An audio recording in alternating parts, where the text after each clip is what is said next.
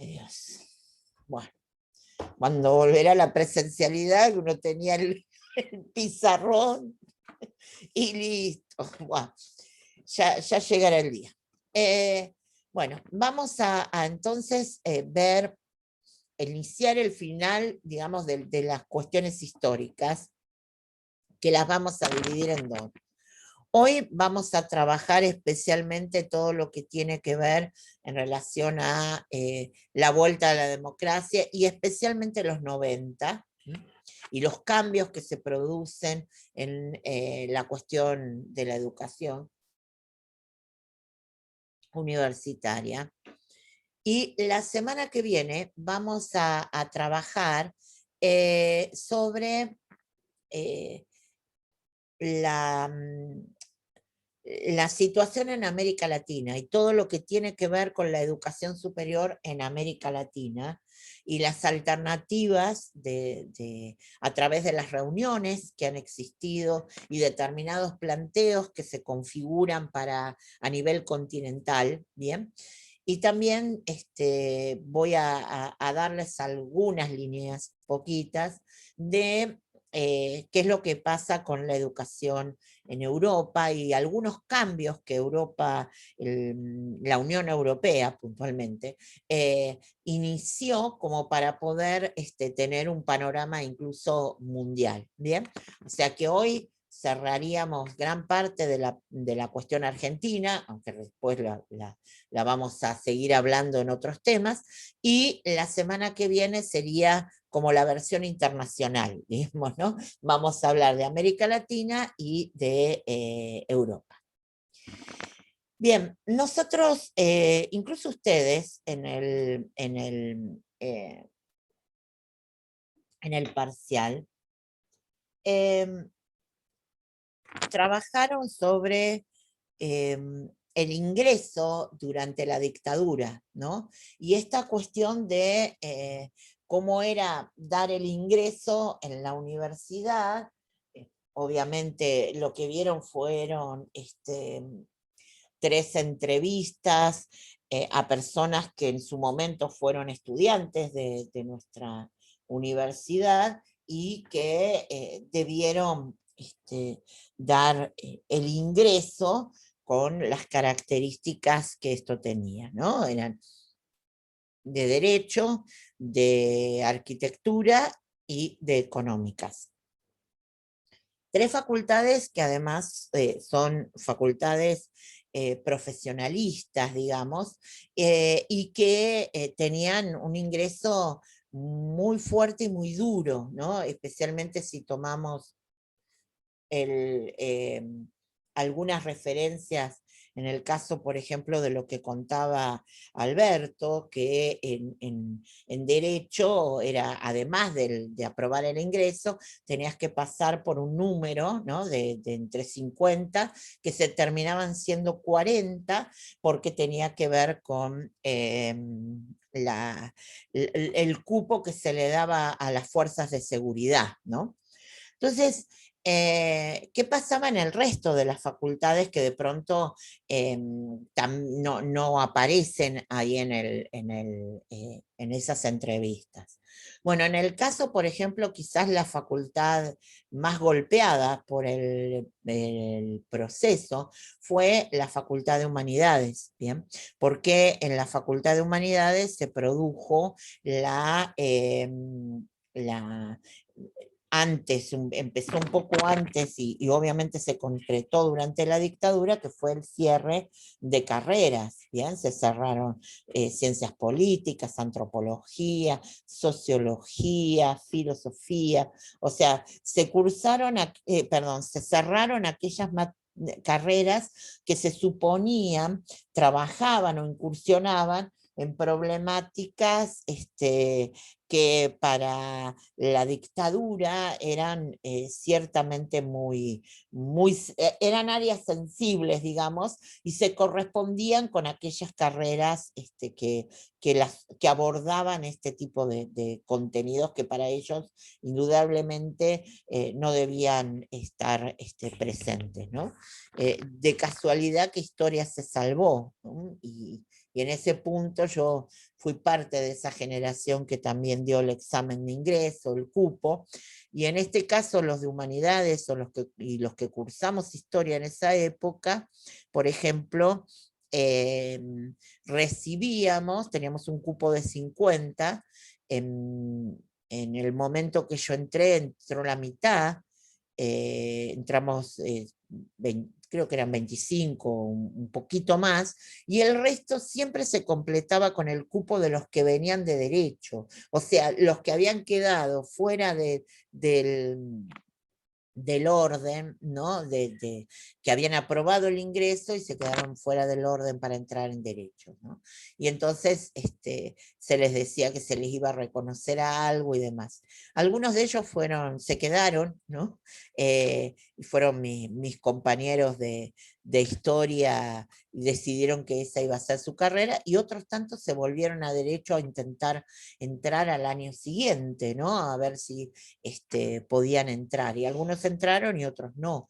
Pero era una situación muy, muy dura, porque en el caso que, digo, no lo pusimos ahí porque esas entrevistas no la hice ni siquiera a gente que fueron compañeros míos, pero para nosotros eran los que veníamos de la carrera que habíamos elegido y los que venían de la carrera que no habían entrado, ¿no? Entonces era una tensión muy fuerte ese primer año, porque, ay, ¿por qué tengo que ver esto? Y bueno, obviamente no era la carrera que se había definido seguir, y eso es otro de los puntos conflictivos que también se tenía en aquellos años de la dictadura. Digo a propósito de que muchos pusieron en la respuesta de cómo era el sistema de ingreso, y creo que fue Daniel Katz el que hace un fuerte hincapié en el hecho digamos, de lo que significaba dejar atrás a compañeros que de pronto se habían preparado juntos y que obviamente no habían podido ingresar, no porque no aprobaran, sino porque no habían alcanzado el puntaje necesario para entrar al cupo. Por lo tanto, era una situación bastante dura, ¿no? en el propio examen. Y el otro tema es este que les comento, o sea, la gente que entraba de rebote a otra carrera porque no había alcanzado el cupo, y los de historia siempre teníamos a los de derecho metidos junto a nosotros. Muchos terminaron conmigo y hoy son grandes amigos y compañeros de ruta en historia, y descubrieron que esa era en realidad su vocación, y otros tantos se volvieron a derecho, y otros más nunca más intentaron volver a entrar en la universidad. Cuando se inicia la vuelta a la democracia, que es a partir de octubre del 83, cuando hay elecciones, y en diciembre, el 10 de diciembre de 1983, asume Raúl Alfonsín. Lo primero que se hace, en principio, hay en una forma inmediata el decreto que está mencionado acá, del 154, es el decreto que dio por finalizada las acciones realizadas durante la dictadura, ¿no? Y iniciaba el proceso de normalización de la universidad. ¿Qué significaba iniciar el proceso de normalización que se completa a propósito de esta ley de 1984? Significaba iniciar un camino sobre algunos de los lineamientos de la reforma universitaria del 18, y especialmente dejar atrás todo lo que tuviera que ver con los procesos de dictadura. Y por eso quiero decir los procesos de dictadura, y no solo la última dictadura militar. Fíjense, esta ley de la normalización dice que es un régimen provisorio que tiene que ver hasta que se dicte una normativa específica y puntual. Habla de este decreto que fue hecho ahí nomás, en donde de la vuelta a la democracia, hacia fines del 83, y que tenía que ver con empezar el proceso de regularización. La primera cuestión que empezó fue el sacar a las autoridades de la dictadura. O sea, lo primero que hace el gobierno de Alfonsín es proceder a nombrar rectores normalizadores que no estuvieran en una relación directa con el periodo dictatorial. Y básicamente empezar a proceder a la creación de órganos de cogobierno con criterios provisorios para empezar a ver cómo ordenar la vida después de lo que había ocurrido, ¿no? que era muy complicado. La normalización le da un plazo de un año, ¿bien? Iniciada en el 84, en realidad en el 83 ya habían empezado procesos de normalización de, por ejemplo, creación de Consejo Superior provisorio, creación de consejos académicos o consejos directivos provisorios, todo sobre discusiones que tenían que ver con, bueno, políticas de concurso, por ejemplo, porque cómo se sacaba a las personas, a los docentes, por ejemplo, eh, que habían sido nombrados durante el proceso y que algunos tenían una vinculación fuertísima con el proceso, de hecho lo habían reivindicado o incluso habían actuado directamente durante el proceso militar. Por lo tanto, la forma de salida, digamos, era o iniciar acciones contra ellos o iniciar la política de concursos y evidentemente en aquellos casos cuya actuación previa haya sido realmente complicada y claramente afirmada que habían sido cómplices del proceso militar, incluso no permitirles presentarse a concurso. Lo cierto es que este proceso era muy arduo, pero también era muy rápido.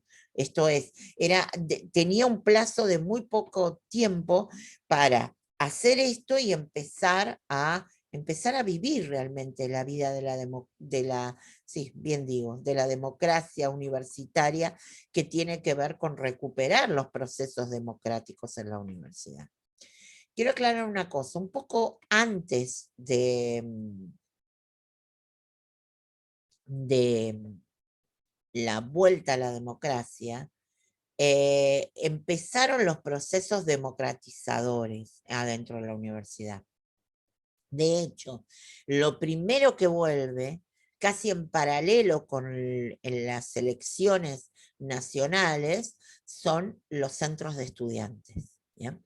Que de hecho, siempre decimos que hay un grupo en donde están las personas que ustedes vieron en esas entrevistas, y estamos otros como nosotros, como yo, que votamos antes un centro de estudiantes que la elección presidencial. ¿No? Fueron muy pocos días antes, pero realmente el proceso democratizador empezó desde abajo, digamos, desde los estudiantes. Y luego empezó todo el proceso que era muy complicado, que era el de los docentes. ¿Bien? Fíjense el artículo 2 de esta ley. Se restablece la vigencia de los estatutos que regían en las universidades nacionales al 29 de julio del 66. Por eso lo que hablo es de una recuperación que incluía volver para atrás, ¿bien? De la última, de la anterior dictadura al proceso de reorganización nacional, que era la de la Revolución Argentina.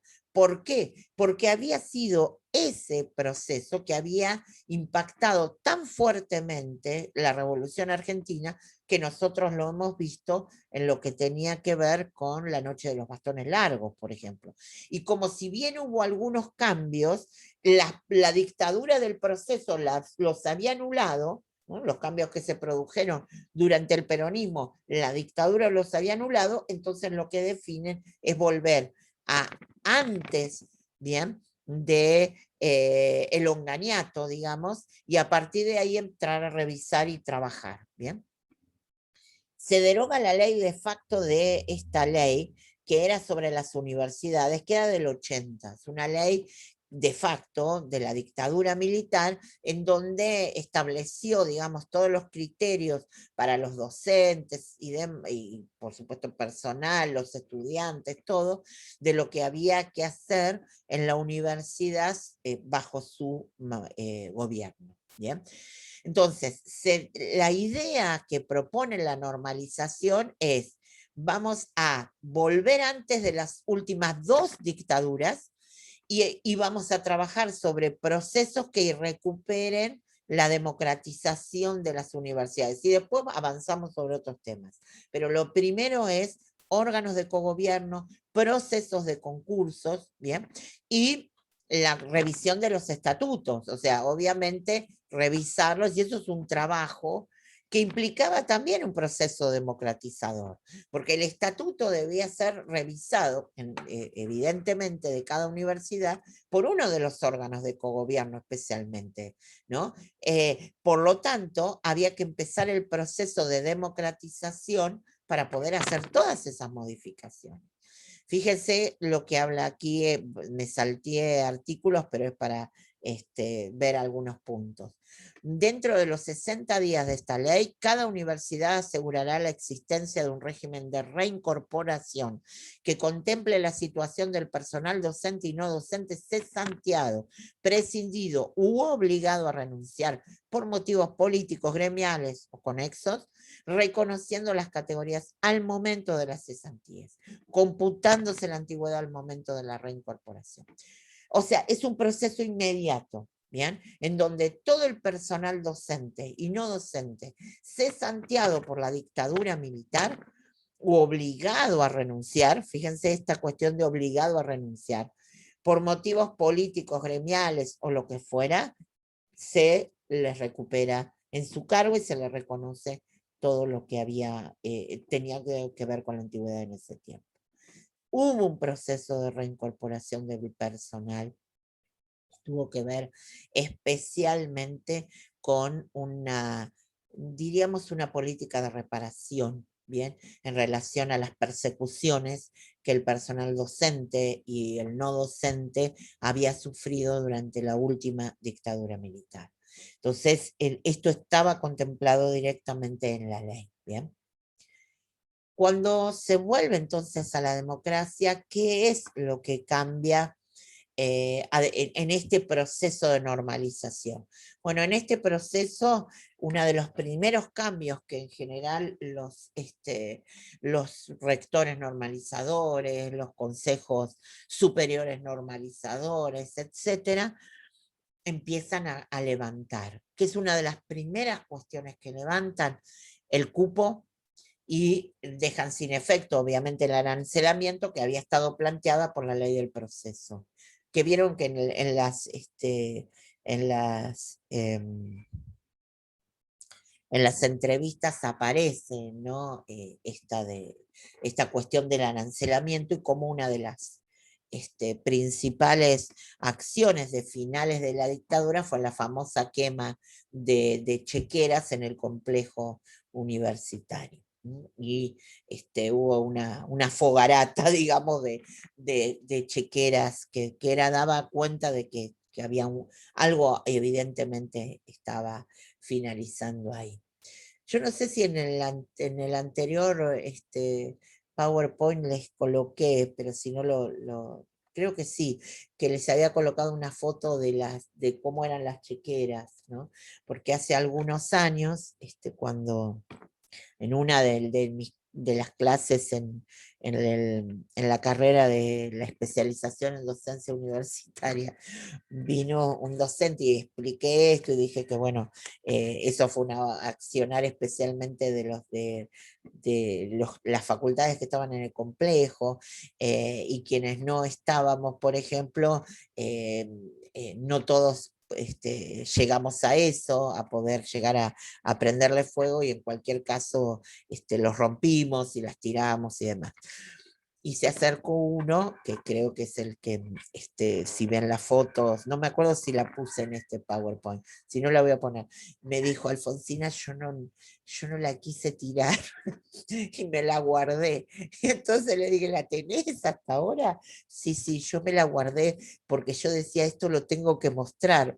Y entonces le dije, bueno, mandame una foto que yo necesito también mostrarla, porque la mía la rompí.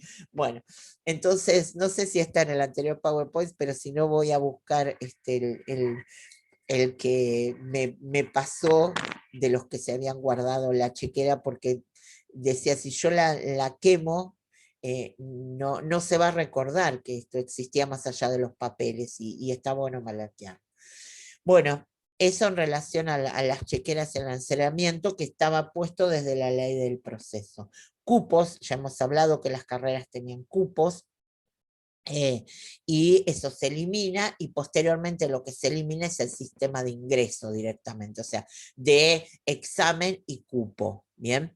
Lo cual implica una explosión de matrícula, ¿no? Que empieza, porque acá hablo de incremento de matrícula, en realidad es una explosión. En 85 especialmente fue como un año clave, porque el 84 es un año transicional, digamos, en ese sentido, pero a partir del 85 hay una explosión de matrícula al suprimirse los cupos, ¿bien?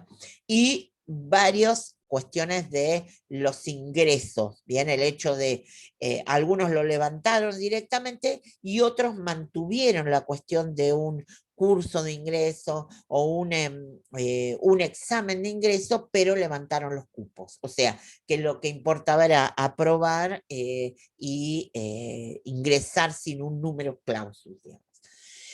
Lo cierto es que esto implicó al interior de la universidad, de todas las universidades nacionales, una situación fuertemente novedosa que tenía que ver con un montón de gente que de pronto en su momento no había podido ingresar a la universidad y que tenía esa intencionalidad y que, bueno, a nivel del estudiantado es impresionante. Pero también hay que hacer otras recuperaciones. Por ejemplo, la investigación prácticamente había sido abandonada, ¿bien? Porque con esta intencionalidad de la dictadura de observar y de estar presente en cada cuestión que tuviera que ver especialmente con la docencia, la investigación digamos, quedaba reducida especialmente con suerte y viento a favor al área de exactas, digamos, pero porque forma parte de la dinámica de su proceso también de adquisición y revisión y construcción de conocimiento, pero el resto de las carreras, había carreras que no sabían lo que era la investigación directamente. Por lo tanto, hubo que hacer todo un proceso de recuperación de la investigación, en términos, por ejemplo, de habilitar la creación de institutos de investigación, generar líneas en relación a esto. Y otra política que empezó, que acá no la puse, pero fue el tratar, no vinieron tantos, pero sí algunos, de recuperar docentes, investigadores que se habían ido del país, producto también de las persecuciones sufridas durante la dictadura. Muchos se habían ido un poco antes, o sea, y fueron durante los inicios de la dictadura. Pero claro, habían pasado varios años, había muchos investigadores que estaban plenamente instalados en otras universidades del mundo, ¿no?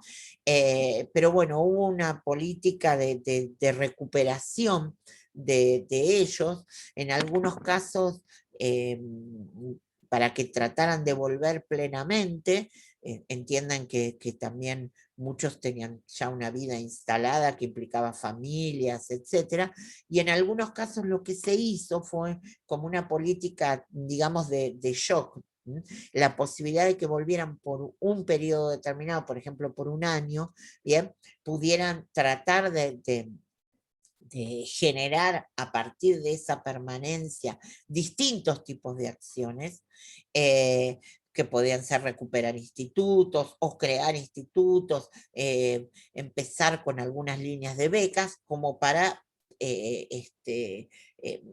potenciar en términos progresivos la búsqueda de la investigación que había sido tierra arrasada, digamos, ¿no?, por la dictadura. La otra también es llamar a concursos. Eso fue parte fundamental del proceso de normalización, porque los concursos puntualmente del sector docente eran los que podían habilitar, por ejemplo, a también después llamar a los órganos de cogobierno, ¿no?, a poder participar de los órganos de cogobierno en la medida en que los docentes hubieran ganado por concurso. Y además el concurso era lo que posibilitaba la salida, ¿no?, de docentes de la dictadura. Se llamó a concurso en general en los números de, cuando hablo de incrementó su número, hablo de que las cátedras se llamaran por ahí, no con la cantidad de personas que estaban, sino con una posibilidad de mayor cantidad de docentes, por la vinculación con el incremento de matrícula. O sea, de pronto, especialmente las cátedras que estaban en los primeros años eran las que tenían la mayor cantidad de estudiantes y por lo tanto ahí se incrementó fuertemente el número de docentes a los que se llama concurso para poder acceder. Y todo eso lo debieron hacer en principio los rectores normalizadores y todos los órganos provisorios, los decanos normalizadores, en los consejos académicos provisorios, etc.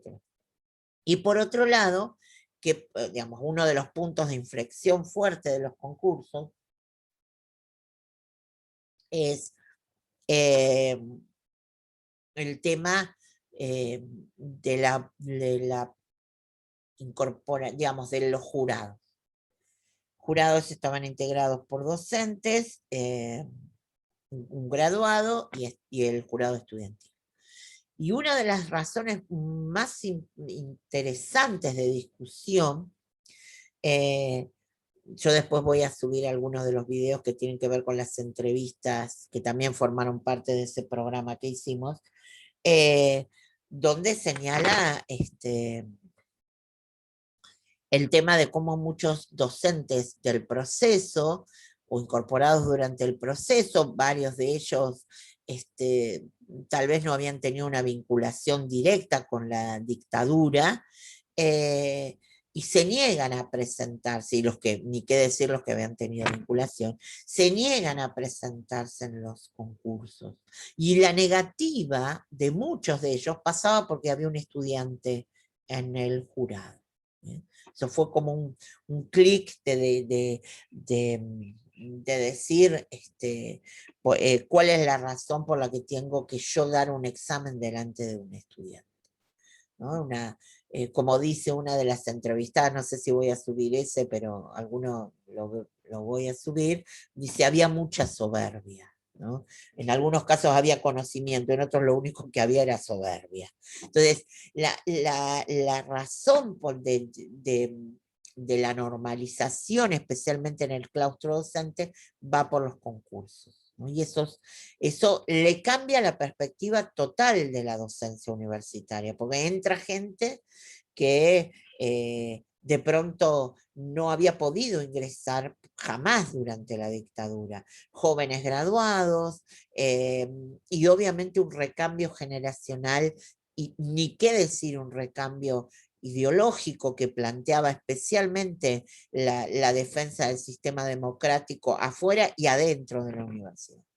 En el 88 hay otra ley, creo que la tienen en la selección esta que hizo Adún, que yo les subí, que es la ley sobre el régimen económico financiero, bien, de las universidades nacionales, que en realidad se plantea complementar la cuestión de la normalización, ¿no? En este contexto, por la cuestión especialmente de el presupuesto que el Estado le derivaba a las universidades y el manejo de las universidades en relación a ello.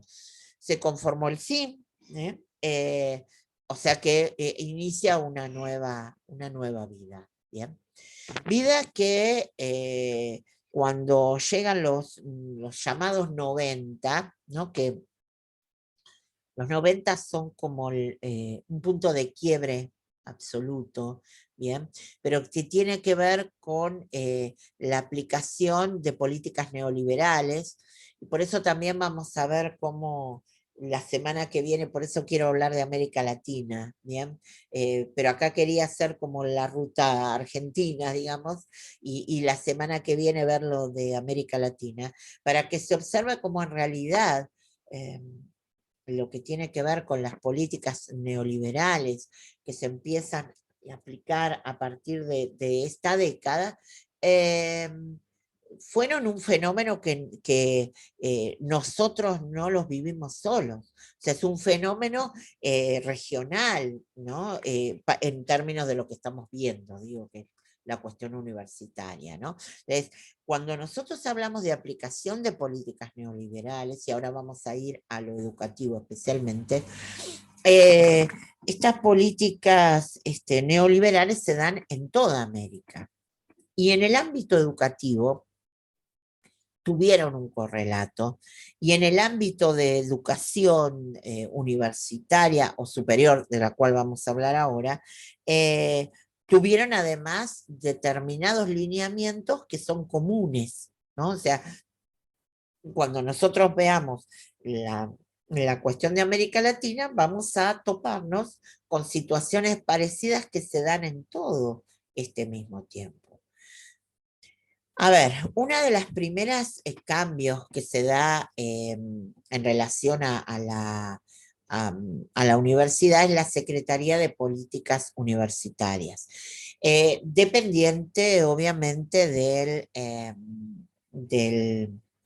del Estado Nacional, y eso en términos de una intencionalidad, y ahí viene una cuestión distinta en la que quiero hacer mención, eh, que es el tema de eh, qué es lo que le queda al Estado Nacional en relación a la educación. Porque acá me voy a correr un poquitito, mínimamente, de la universidad o de lo que nosotros consideramos, ¿bien? Que es nuestro eje en esta materia, para hablar de otras cuestiones que básicamente tienen que ver con lo que le pasa a la educación. Las políticas neoliberales apuntaban, entre otras cuestiones, a la construcción de lo que podríamos llamar el Estado mínimo.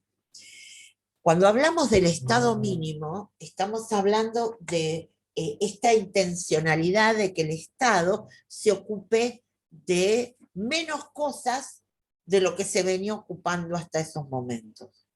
Y en términos de las menos cuestiones a las que se debía ocupar, aparece la educación, que era uno de los pilares, digamos, y creo que sigue siendo uno de los pilares fuertes de una política educativa de un Estado, tener incumbencia en la cuestión educativa. Y acá empieza un proceso muy particular, que hay que ver el contexto de cómo llegamos a la ley de educación superior. Porque en realidad estas políticas neoliberales del Estado mínimo en el sector educativo empiezan con el resto de, digamos, con distintos incursiones sobre el sistema educativo.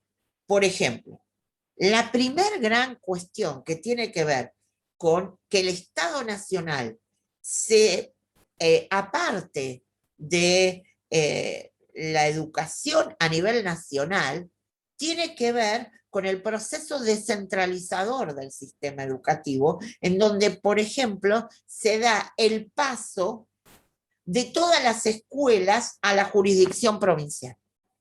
Entonces, todas las escuelas primarias, secundarias, ni qué decirlo, bueno, los jardines que existían, primarias, secundarias, pasan a la jurisdicción provincial. Dejan de existir los colegios nacionales. Fíjense que acá, no, ustedes son la mayoría muy jóvenes y mucho más jóvenes que yo, pero seguramente alguno conoce, o por ahí alguno fue, al Colegio Nacional Mariano Moreno de acá de Mar del Plata, ¿no? O los colegios nacionales eran también, por ejemplo, la escuela, la técnica era una técnica nacional, o por ahí fueron a las técnicas, ¿no? Eran las técnicas nacionales. Pero el Colegio Nacional, por ejemplo, era el Colegio Nacional Mariano Moreno, que después de todo ese proceso descentralizador que le pasó absolutamente a todo el país, ¿bien? Y que tiene un aspecto clave en términos normativos, que es la ley federal, ese proceso de descentralización llevó a la no existencia más de los colegios nacionales. Y los únicos colegios nacionales que hasta el día de hoy existen, luego de eso, son los que dependen de las universidades nacionales, como nosotros que tenemos el ILIA, ¿bien? El Nacional Buenos Aires, no sé, todos los nacionales, los colegios nacionales que hoy existen son de dependencia de las universidades nacionales, porque es el único ámbito de la educación que se reservó el Estado. ¿Me siguen? El Estado se empieza a desprender, se desprende de las escuelas, ¿bien? Y las provincias, ¡boom!, reciben todas las escuelas. Ese proceso de descentralización educativa que le genera al sistema educativo un cimbronazo nunca visto, le dejó al Estado Nacional la competencia directa y más fuerte con las universidades. Y con el resto del sistema, chau, chau, adiós. Entonces, me detuve un poco, disculpen, pero es como para colocar esta cuestión del contexto, para que veamos cómo llegamos a la ley de educación superior, ¿bien? Que tiene que ver, de la cual vamos a hablar algunas cuestiones puntuales, porque yo sé que ustedes en otra materia trabajan esto, entonces no voy a armar lío. Pero sí quiero plantear algunas cuestiones que tienen que ver con el contexto. Nosotros hemos hablado mucho de qué es lo que norma adentro de las universidades o en los procesos de cambio de las universidades, ¿bien? En el contexto de creación de eso, ese contexto de creación de la norma, ¿no? Y en este caso me interesa porque aún hoy es la ley que nos sigue rigiendo, ¿bien? A las universidades. Y por lo tanto, y no solo a nosotras, ahora vamos a hablar de eso, pero por lo tanto, quiero espero haberme expresado claramente. El lugar de la educación que le quedó al Estado Nacional fue la universidad, ¿no? El resto de las escuelas, de lo que tiene que ver con el sistema educativo, por ejemplo, primario y secundario, ya no tuvo competencia más el Estado Nacional. ¿Bien? Ese Estado mínimo. Políticas del Estado mínimo, todos los procesos privatizadores, por ejemplo. Todos los procesos privatizadores de, no sé, de comunicaciones, lo que fue un gran debate en términos de las telefónicas, ¿no? Lo que era Entel, que termina dividido el país en lo que tiene que ver con, bueno, lo que llegó, que es Telefónica de Argentina y bueno, Telecom también. Ah, a ver, ahí alguien me dice algo. Nuestra querida ex nacional Enet, acá en Mar del Plata, exactamente. Ay, mira, y nos manda un video, buenísimo. Gracias, Diego. Exacto. Perdón, Agustina. Sí, dime, yo no te veo porque tengo todo el power, pero No, no, decime. está bien. Una duda que me queda. Ujú. Este recorte, este estado mínimo respecto de la educación, ¿era solo argumentado por una cuestión de presupuesto Sí. económica, esa necesidad, digamos, de la política neoliberal? No, no había un argumento diferente No, para... a ver, tiene que ver, exacto, tiene que ver con, eh, sí, es fuertemente económico, el Estado Nacional de esa manera, digamos, con el traspaso, por ejemplo, de todo el sistema educativo primario y secundario, imagínate lo que le queda, que se lo pasa en parte a las provincias, pero las provincias tienen un cimbronazo feroz, porque más allá de que pase también presupuesto que era afectado antes para la vía educativa, en el camino hubo otra cosa. Pero hay algo más, y me gustó que hicieras la pregunta que tiene que ver con los procesos de adquisición de créditos con organismos de crédito internacional que fomentan estas políticas neoliberales. Hay toda una política, por ejemplo, del Banco Mundial en relación a los cambios de leyes educativas. Y de hecho están acompañados los cambios de leyes educativas, ¿no? Con créditos que mandaba el Banco Mundial, por ejemplo, o el Fondo Monetario Internacional para afectar a los proyectos que tenían que ver en paralelo con los cambios educativos. Paso a decir algo. Paso a decir algo como si no hubiera estado hablando hasta ahora. Eh, La ley federal implicó además al interior, por eso digo, hay cuestiones económicas que obviamente tienen que ver con mezclarse con los créditos, pero también con definiciones que iban más allá, ¿no? O se cruzaban o se vinculaban con lo económico y que tenían que ver con cambiar el paradigma de la formación, lo cual sí es una cuestión grave.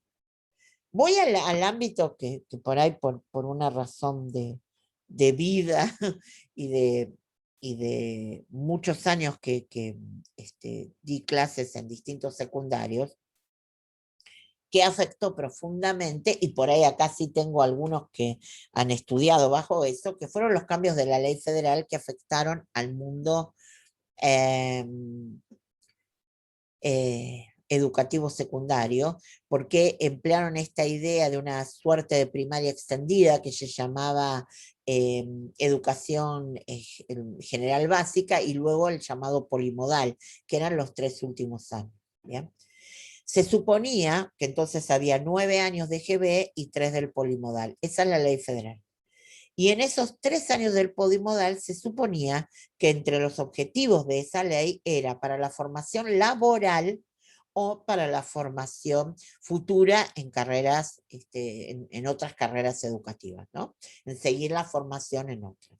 En la cuestión del, y voy a ver quién fue, Diego, que nos mandó la cuestión de la ENET y la cuestión técnica, si hay un sector que más sufrió la cuestión de la ley federal y el recorte feroz en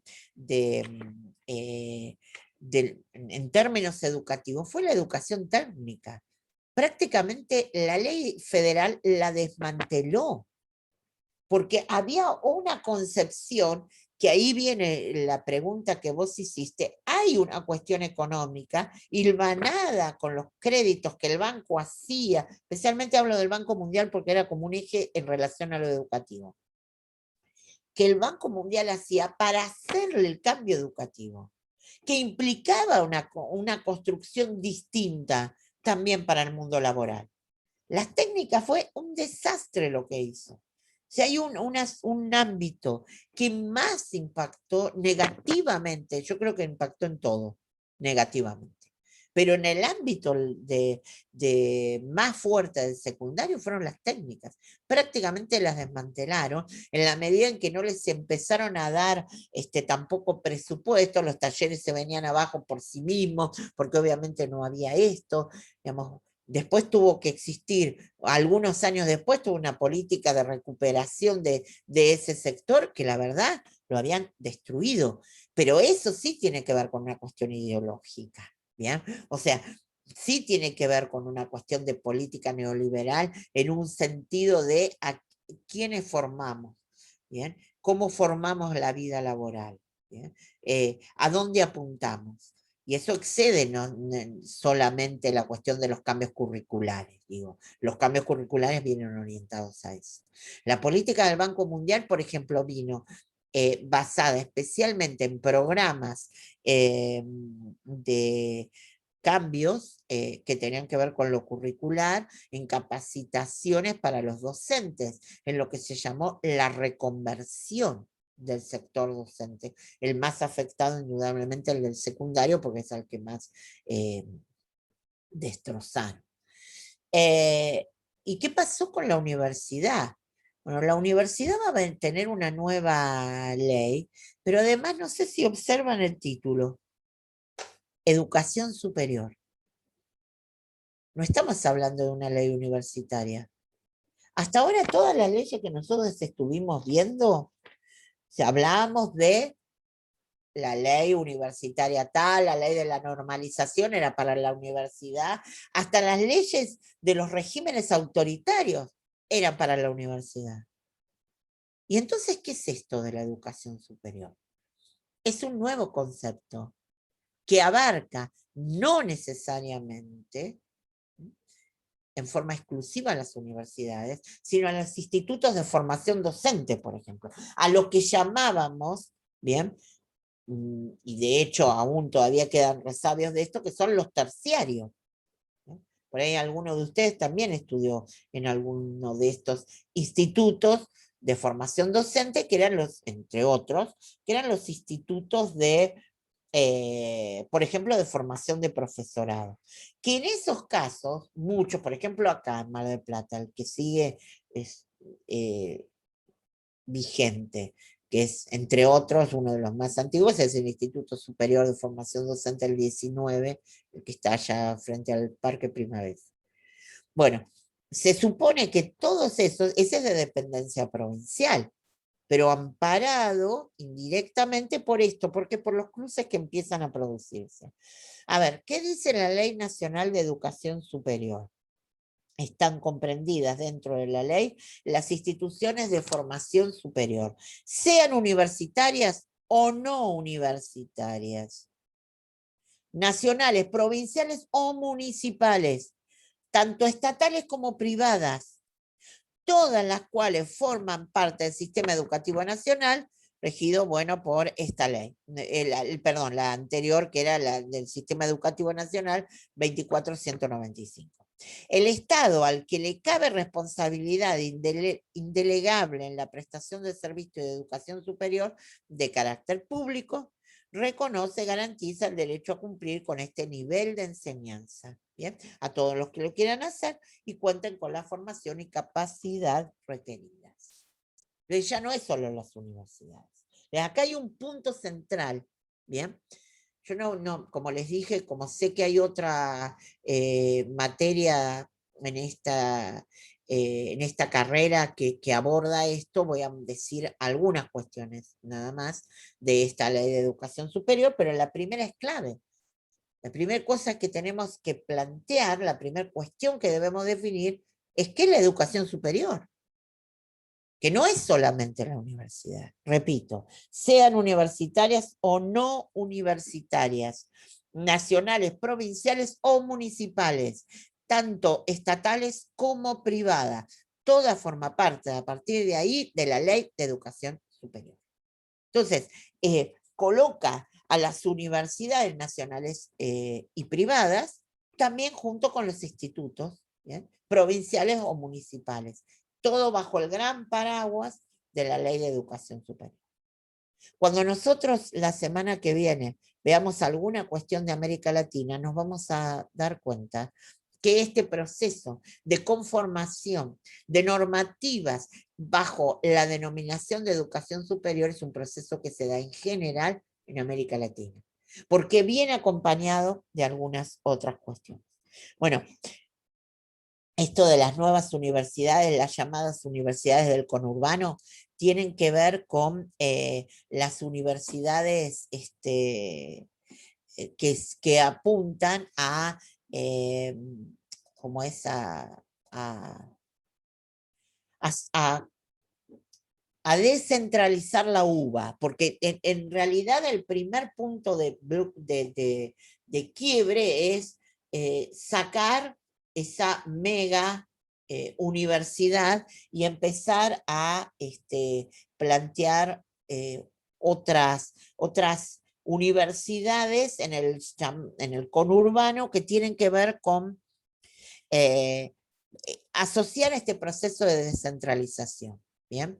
Entonces, había muchísima gente que iba desde distintos lugares hacia la UBA a estudiar. Entonces empezaron a crear, ¿bien?, universidades.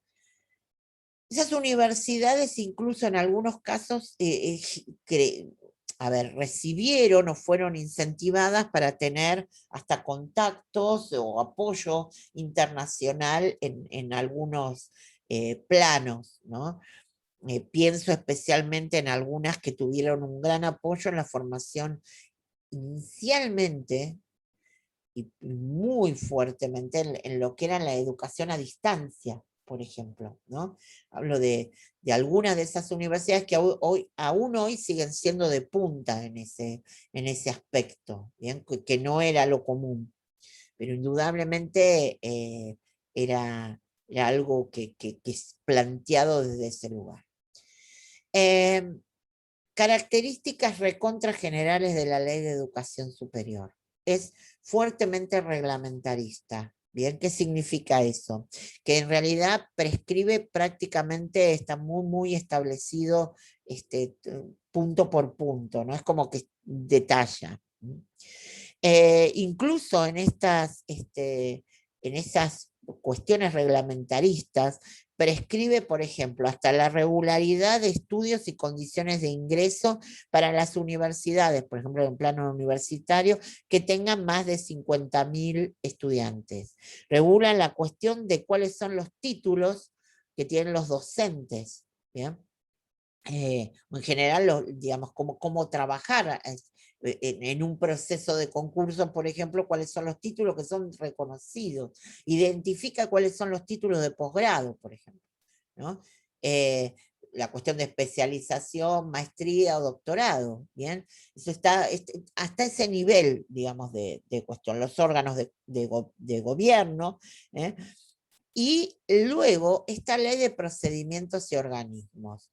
Me interesa especialmente el punto que dice acá de mecanismos de evaluación y acreditación institucional y académica, que hoy lo vamos a plantear en este contexto que estamos haciendo de general de la vida y de la educación en nuestro país, porque sobre esto vamos a volver. Y no sé si Daniel y yo estaremos en la segunda parte de esta materia, pero la cuestión de los mecanismos de evaluación y acreditación que se instauran a partir de acá son absolutamente claves hasta el día de hoy.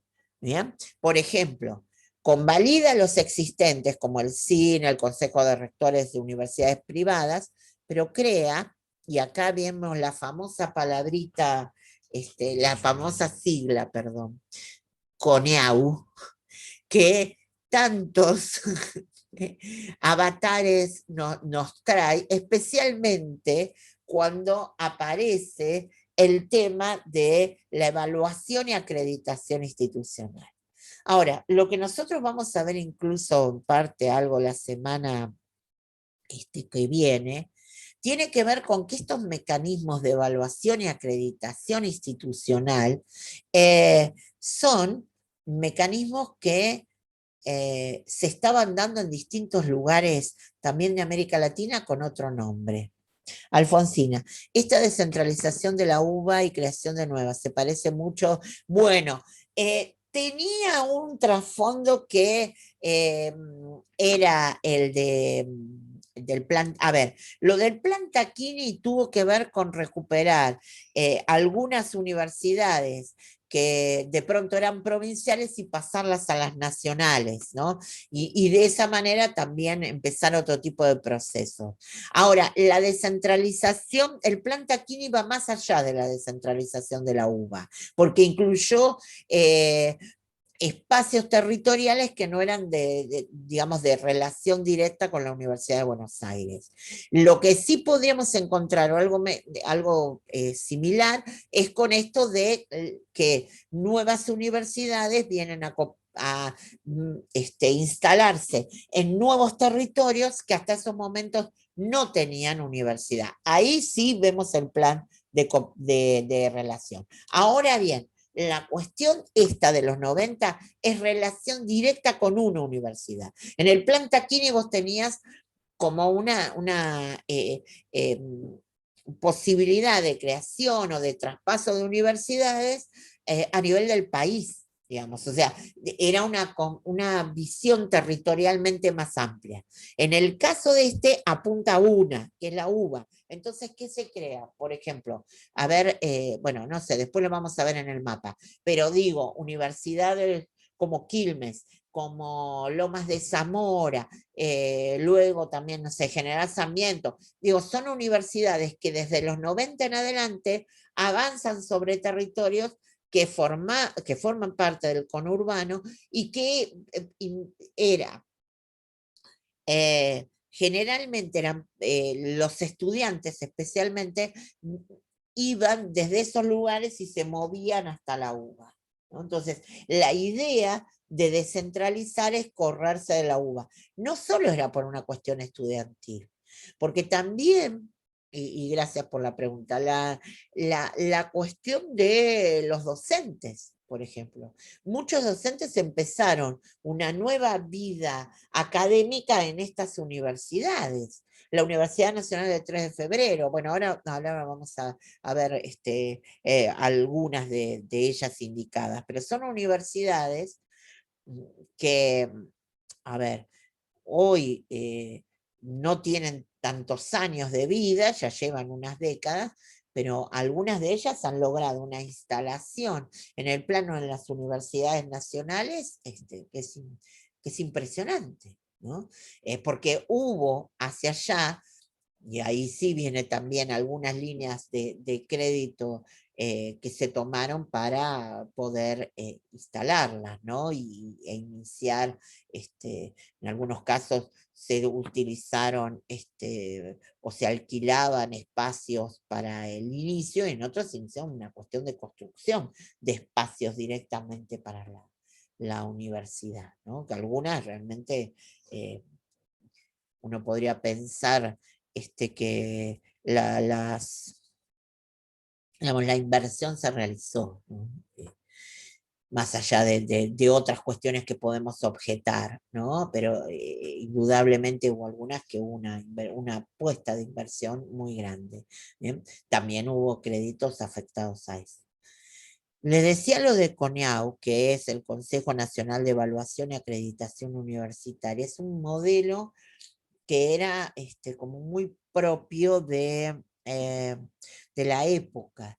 Y aparecen estos consejos con otros nombres en el resto de América Latina, ¿no? Esta idea de deben que ser evaluados, deben ser acreditados, cuáles son los parámetros que deben cumplir, ¿no?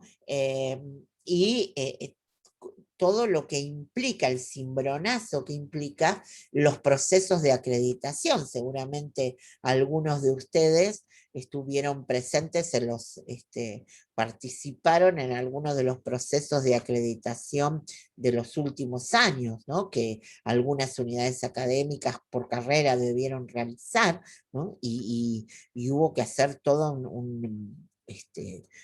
desde un manual de procedimientos, carga de datos, etcétera, etcétera. Bueno, todo ese fenómeno CONIAU, ¿no?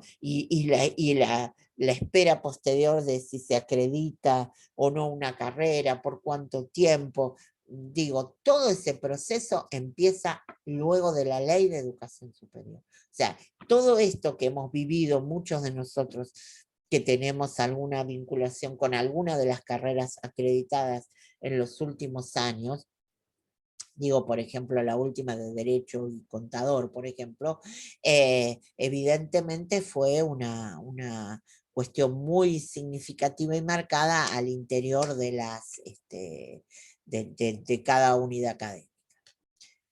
Ahora bien, y por supuesto hay otras situaciones de cambio en la ley de educación superior, esta ley fuertemente reglamentarista y que todo lo que tiene que ver con, hay un título inicial de lo que entiende por educación superior y después habla de la educación superior no universitaria, luego de la educación superior universitaria y está todo muy marcado, ¿bien?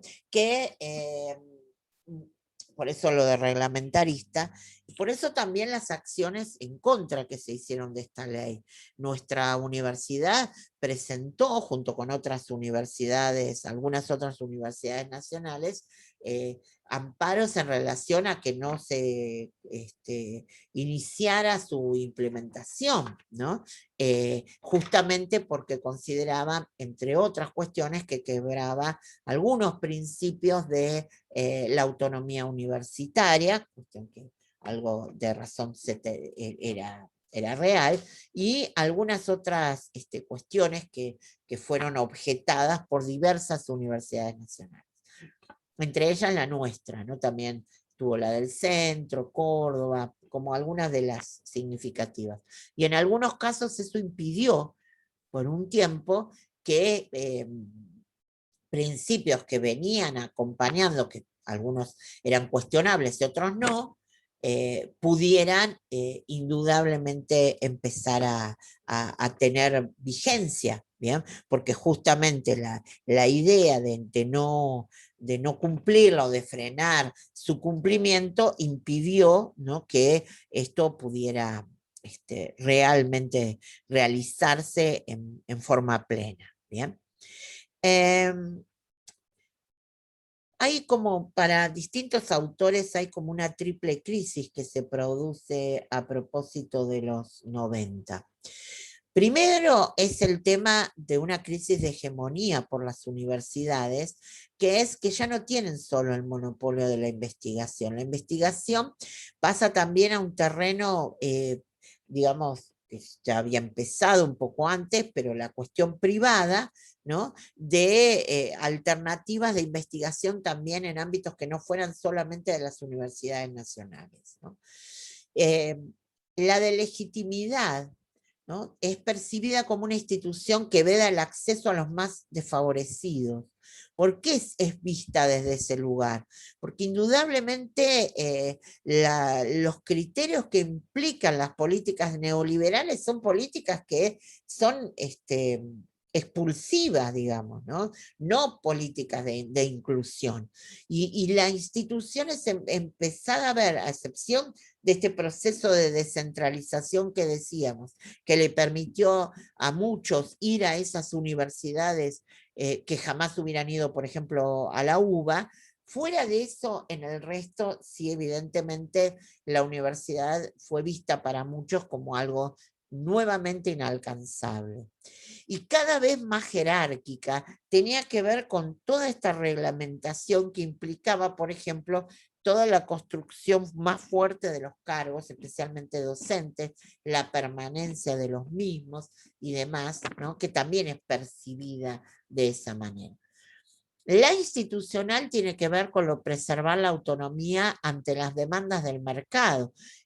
La idea de que hay, bueno, el neoliberalismo es como la fuerza más visible de las políticas que impone el mercado y la creación, por ejemplo, y esto tiene mucho que ver con la cuestión de la creación de las nuevas carreras, ¿no?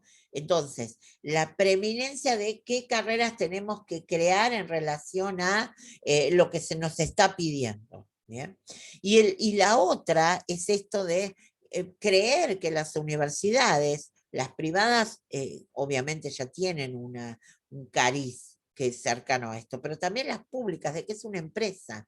Entonces, los criterios, por ejemplo, que empiezan a trabajarse es, bueno, pero si tenemos una carrera que tiene tantos inscriptos,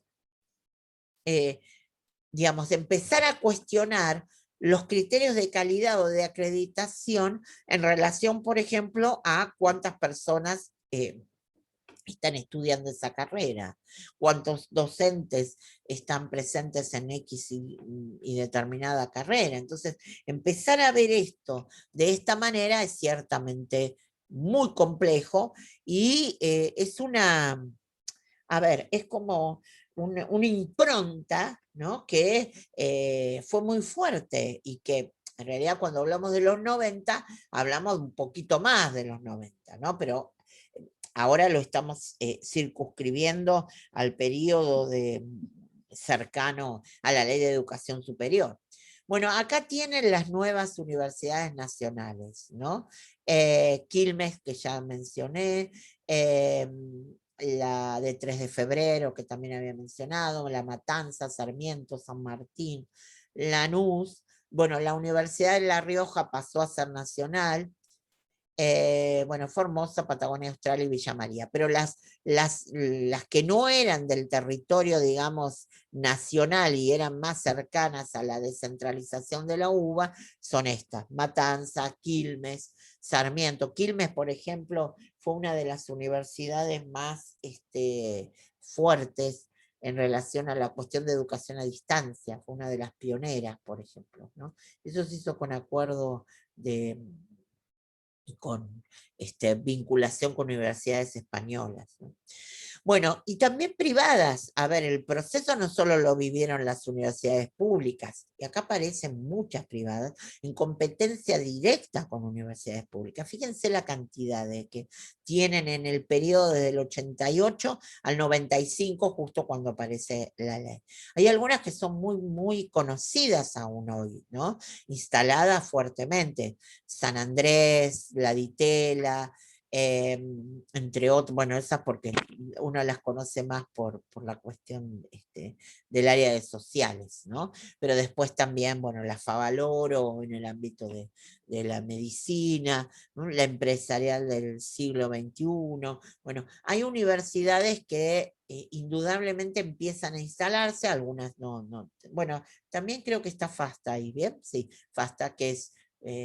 vale mencionarla porque incluso coexistimos en el territorio.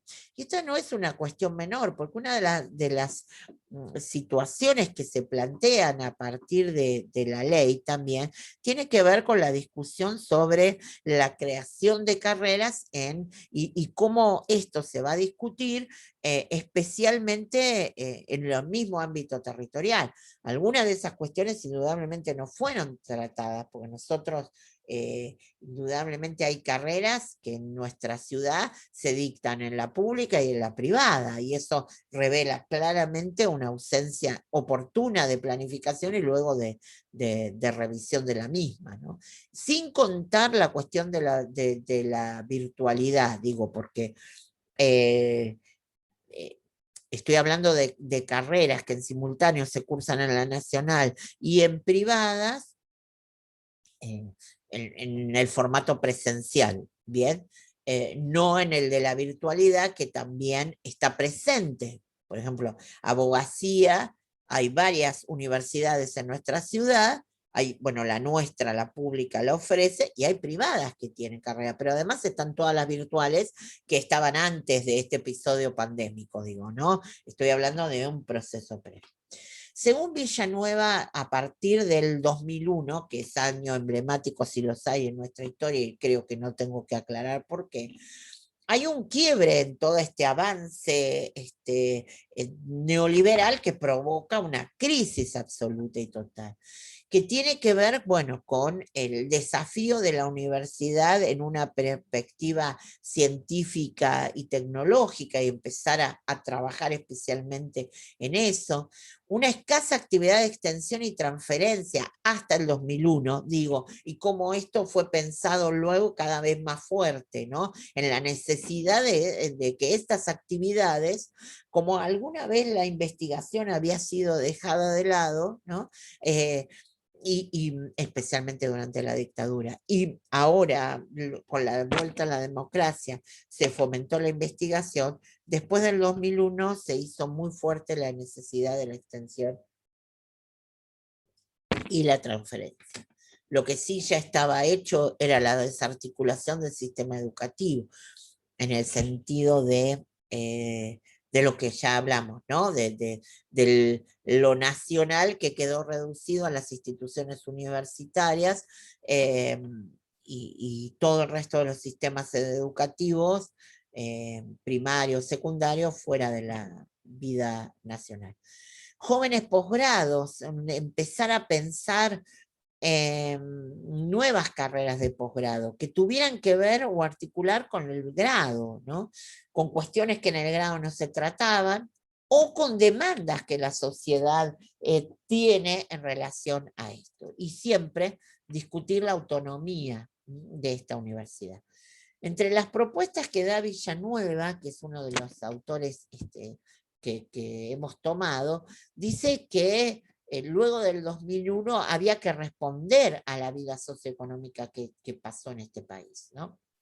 Había que discutir los planes de estudio, en especial, ¿por qué plantea lo de los primeros años? Porque tiene que ver con toda la situación de los ingresos, digamos, ¿no? Y la cantidad masiva, bien, que se da.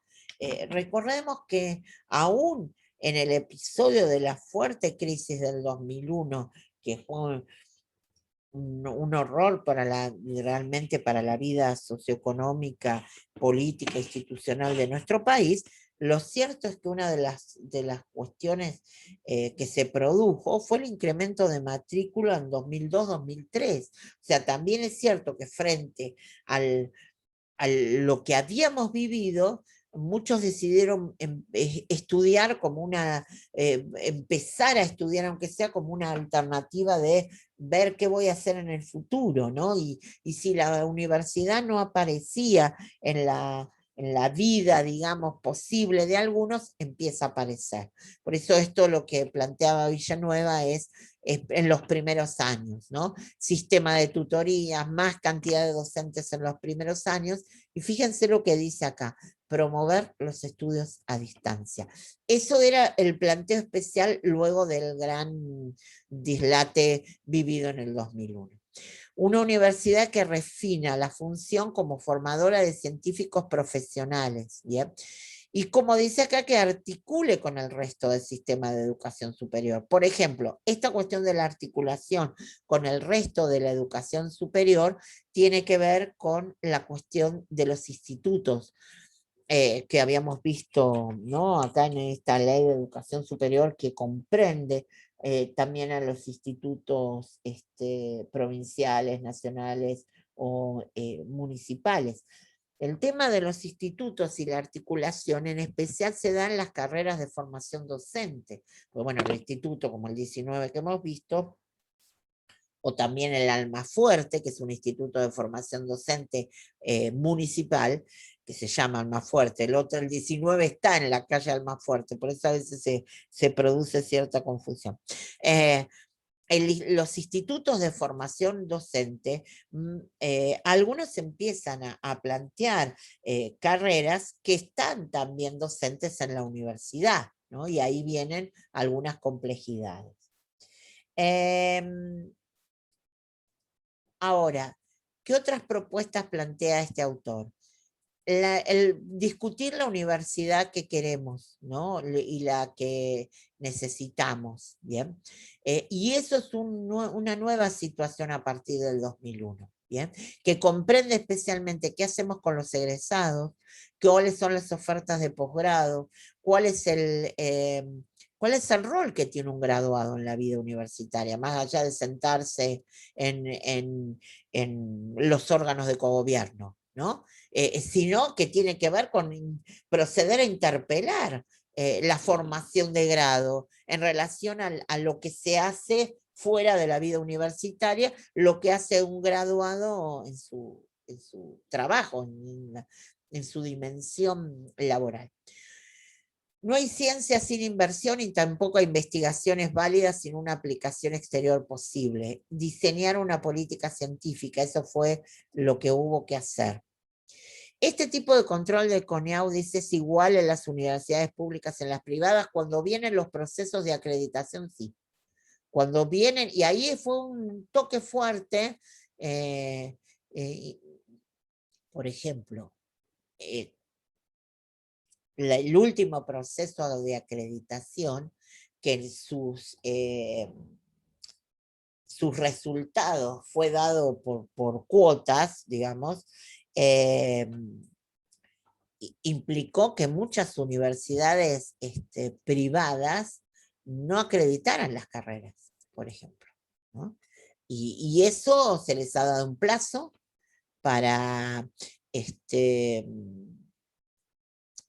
revisar toda la lista de cuestiones que pasaron. No voy a identificar algo, pero yo recuerdo el último proceso de acreditación de CONEAU, en una de las facultades donde nos citaron para estar con el evaluador externo, nos comentaron, y él después también lo confirmó, que se había dedicado, ni bien llegó, listado en mano, controlar aula, acá, el piso 1 tiene a ver, Bueno, a ver, vamos al siguiente nivel, que acá dice que tengo 5 aulas. Entonces, todo, digamos, tuvieron que hacer una gran recorrida identificando todo lo que estaba. Entonces, como la gente del equipo de gestión le preguntó si, bueno, estaba bien, digamos, que controlara toda la cantidad de los que quisiera, pero si era necesario la biblioteca, esto, lo otro, todos los espacios que estaban identificados. Sí, le dijo, porque vengo de hacer una recorrida por una privada y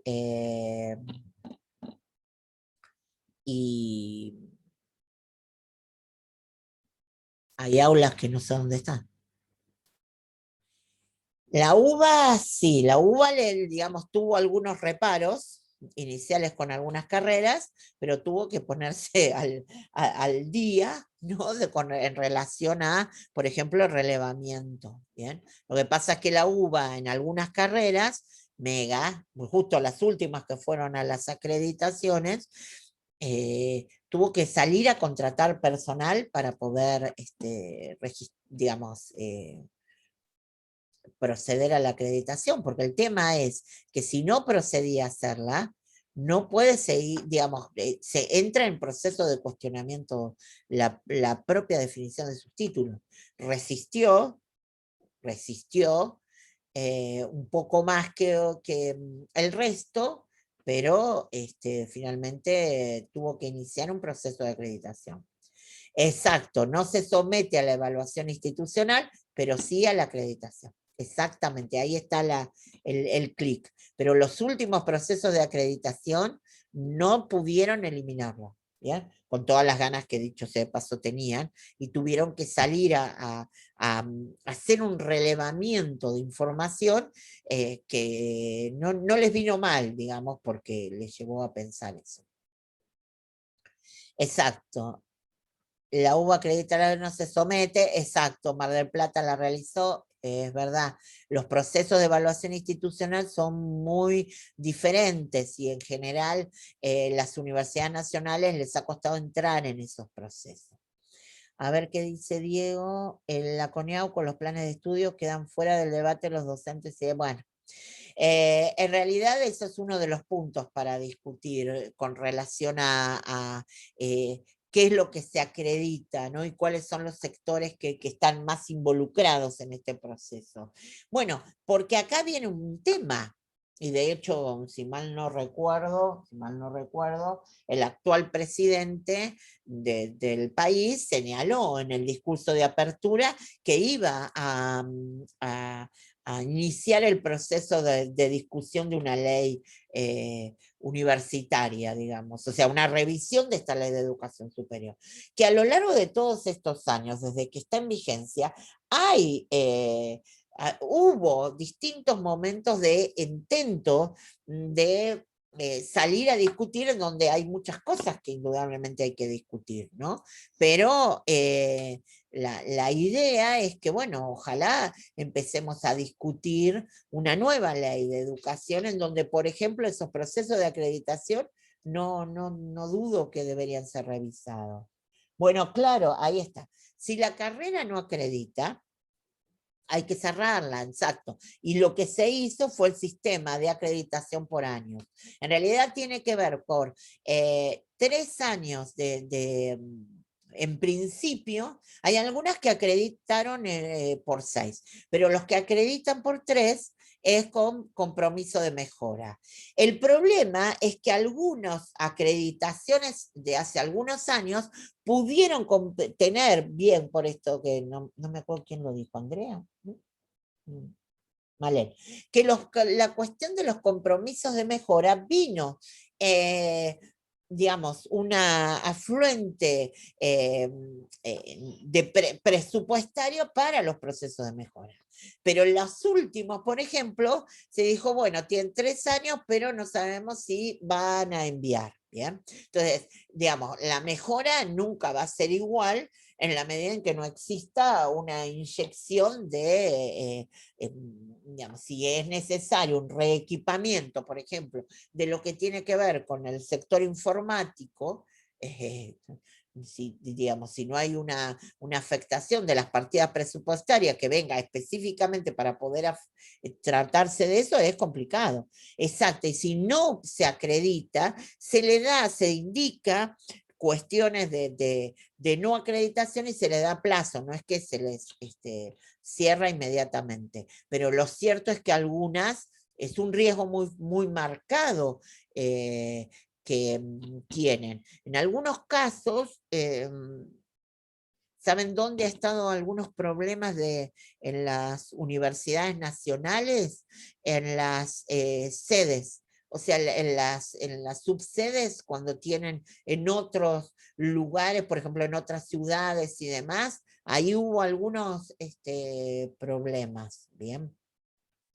Hay algunas universidades que de pronto acreditaron la carrera en sede central, pero hubo discusiones sobre qué pasa con las carreras que se dictan en subsedes. Y eso repercutió en el proceso de acreditación. ¿Bien? Y eso ha pasado en algunas naciones, ni qué decir en las privadas, eso muchísimo más. Pero en algunas nacionales se les objetó esto. Por ejemplo, decir, bueno, ¿quiénes van a la sede Pirulo de esta, qué académica que acabamos, a la sede X de tal carrera que está ubicada en tal ciudad? Bien, acá figura el titular tal. Bueno, pero efectivamente va, digamos, es una cuestión real de dedicación, de afectación de dedicación o de, digamos, allí, o simplemente es que se tomó el mismo, digamos, la categoría de titular que detenta en la sede central y se lo pasó para la otra. Pero la otra, los estudiantes, digamos, hicieron alguna, por ejemplo, encuesta o demás y no sabían que nunca lo habían visto. Bueno, este tipo de cosas ocurrieron, por ejemplo. Bueno, para ir cerrando, porque si no ya me van a empezar a odiar un poco más. Instituciones universitarias por sector público-privado, fíjense cómo han ido incrementándose los números fuertemente en el sector privado también, ¿no? Hacia el 2013, esta es una de elaborado en base a datos de las SPU, yo la tomé de un trabajo de Mónica Marquina. Este tipo de hasta el 2013, fíjense, todo lo que tiene que ver con también el crecimiento de nuevas instituciones, pero indudablemente hubo una suba en universidades nacionales. Y este es el último mapita que pude conseguir del 18 del CIN, sobre cuáles son actualmente hasta el 18 las universidades nacionales. Ahora tendríamos alguna más. A ver qué. De los 12 miembros del CONIAO, solo 3 son del CIN. Bueno, ahí viene justamente. Exactamente, ahí tenemos un punto que no es menor, ¿no? Totalmente. Bueno, bien, las comisiones de pares, también hay representación por universidades, también hay representación parlamentaria, digamos, o sea que hay distintos sectores que están involucrados en esto. Bueno, estimados, estamos ya por lo pronto más cerquita de la fecha actual, ya llegamos al 18, llegamos al centenario de la reforma y en más cercanos a este tiempo, ¿no? Y hay algunas cuestiones que vamos a seguir trabajando, por ejemplo, todo lo de CONIAO y demás, lo de calidad y demás, algunas cuestiones vamos a plantear, pero sé que eran los contenidos de la otra materia, de la continuación de esta, ¿bien? Que bueno, yo lo dejo planteado en la medida en que tengo que definir algunas cuestiones, pero no sabemos digamos, cuándo se van a dictar, pero forman parte del plan de estudio de ustedes, entonces tampoco me quiero anticipar o mezclarme o meterme con los contenidos que les corresponden a otros. Exacto, hay un banco de pares evaluadores, es verdad, y es algo que todavía seguimos, o sea, vivimos bajo la CONIAO. Muchos de ustedes han tenido que participar activamente en el proceso de acreditación de carreras, digamos, tienen una experiencia mucho mayor de la que tenemos el claustro docente, donde tuvimos que hacer quizás solamente sobre nuestra materia, y algunas otras discusiones que tuvimos en relación, no sé, a los departamentos, a las materias en un departamento y demás, pero ustedes vieron una conformación mucho más amplia de lo que nosotros tuvimos que ver, eso estoy segura. Pero bueno, sé que es un tema súper importante y fuerte, pero no es uno de los temas que tenemos en esta materia, ¿bien? En esta primera parte, sí estaba en la segunda y seguramente la van a ver más adelante en muchas, ¿no? A ver, no creo que solamente en introducción a la política universitaria, a la vida universitaria que nosotros estamos llevando adelante, que es la 1, ¿no? También la van a ver en la 2 y seguramente en algunas otras materias también, porque obviamente forma parte central de la formación que ustedes tienen en esta carrera, ¿no? O sea, yo lo que doy es el contexto histórico, las características más fuertes las vamos a ver. Mira, Andrea, desde el 2006, tiene toda la experiencia, es nuestra CONIAU particular, totalmente, bien, Andrea, exacto. Acá por eso les digo, el personal universitario tiene muchísima más experiencia en esta cuestión de la acreditación que cualquier docente, totalmente. Bueno, en las carreras de posgrado. Exacto, en el caso de ella también, bueno, en los últimos años que se han vivido en la carrera de grado. Bueno, estimados, a ver, vamos a cerrar este